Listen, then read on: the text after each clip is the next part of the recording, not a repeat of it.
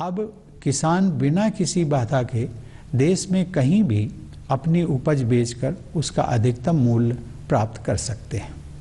किसानों को नियामक प्रतिबंधों से मुक्त करने के लिए आवश्यक वस्तु अधिनियम में संशोधन किया गया है। इससे किसानों की आय बढ़ाने में मदद मिलेगी। मेरे प्यारे देशवासियों, वर्ष 2020 में हम सब ने कई महत्वपूर्ण सबक सीखे। एक अदृश्य वायरस ने इस मिथक को तोड़ दिया है कि प्रकृति मनुष्य के अधीन है।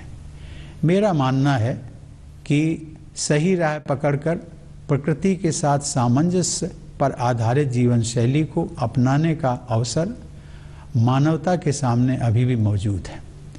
जलवायु परिवर्तन की तरह इस महामारी ने भी यह चेतना जगाई है कि विश्व समुदाय के प्रत्येक सदस्य की नियति एक दूसरे के साथ जुड़ी हुई है। मेरी धारणा है कि वर्तमान संदर्भ में अर्थ केंद्रित समावेशन से अधिक महत्व मानव केंद्रित सहयोग का है। यह बदलाव जितना अधिक व्यापक होगा, मानवता का उतना ही अधिक भला होगा। 21वीं सदी को उस सदी के रूप में याद किया जाना चाहिए जब मानवता ने मतभेदों को दरकिनार करके धरती माँ की रक्षा के लिए एकजुट प्रयास किए।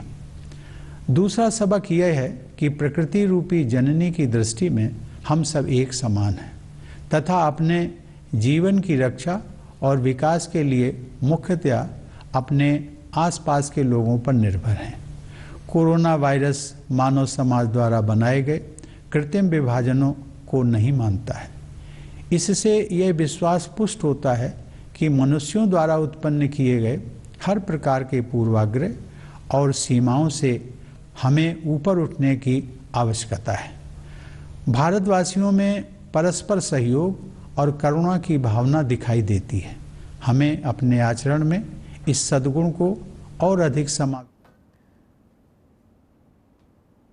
நாளை 74வது சுதந்திர தின விழாவை முன்னிட்டு குடியரசுத் தலைவர் ராம்நாத் கோவிந்த் நாட்டு மக்களுக்கு ஆற்றிய உரையை நேரலையில் பார்த்தோம்.